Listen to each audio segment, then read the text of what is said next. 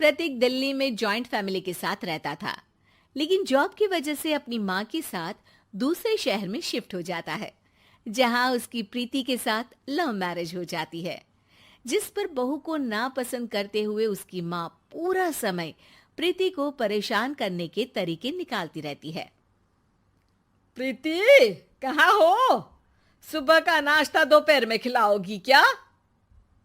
इसमें प्रीति और प्रतीक ऑफिस जाने के लिए तैयार हुए कमरे से बाहर आते हैं, जिसे देख सास प्रीति पर भड़कने लगती है। महारानी, तुम सुबह सुबह तैयार होकर घर का सारा काम छोड़कर कहाँ चल दी? जी वो ऑफिस। हैं? तुम ऑफिस से जाओगी तो घर में जो सफाई, नाश्ता, खाने का काम है वो क्या मैं करूंगी? माँ, मैंने उससे वादा किया था कि वो जॉब कंटिन्यू कर सकती है। अरे वाह जी वाह, दोनों आपस में सलाह कर फैसले ले लिए। मैं क्या यहाँ बेवकूफ बैठी हूँ? मुझसे पूछना किसी ने जरूरी नहीं समझा? मम्मी, आप फिक्र ना करें, मैं आज ही रेजिग्नेशन दे दूंगी। प्रीति ऑफिस के लिए चली जाती है और अगले दिन से जॉब छोड़ घर के कामों में लग जाती है, लेकिन साथ ही उदास भी रहने लगती है, जिसे देख प्रतीक को अच्छा नहीं लगता। मुझे पता है तुम्हें अपनी जॉब कितनी पसंद थी। आई एम सॉरी प्रीति। अरे कुछ नहीं होता, बस मम्मी खुश रहनी चाहिए।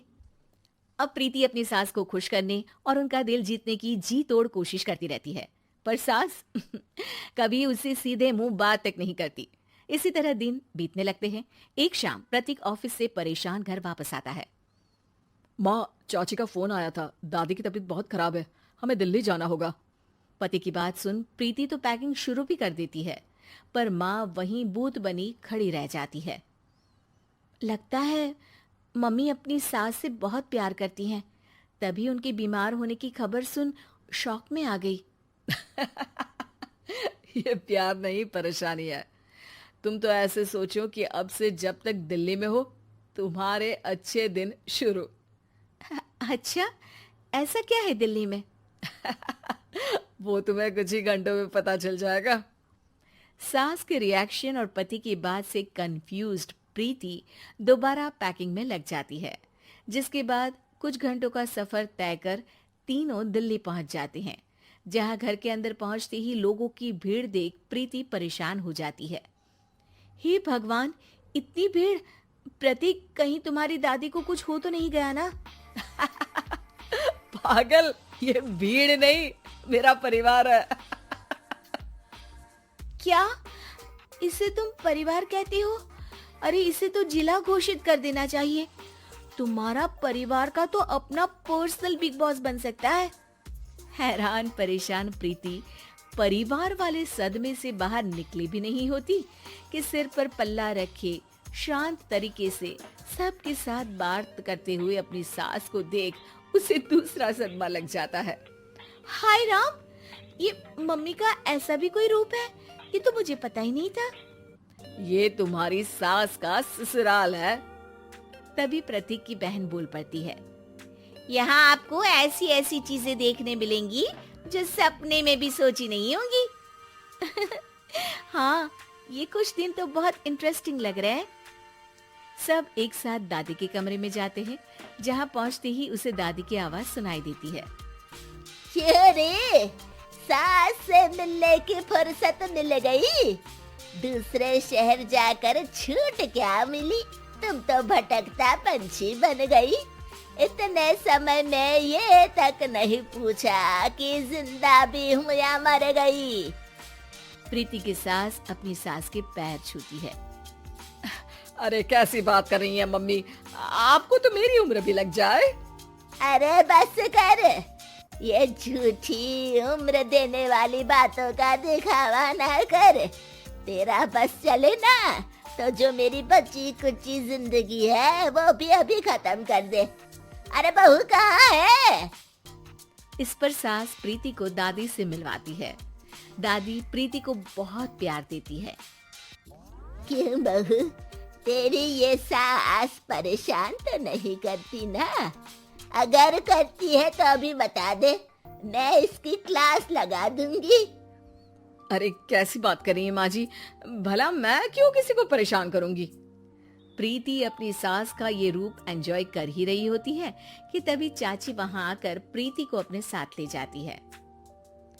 सास की क्लास लगते देख जो खुशी मिल रही थी वो तुम्हारे चेहरे से साफ पता चल रही थी, इसीलिए ले आई।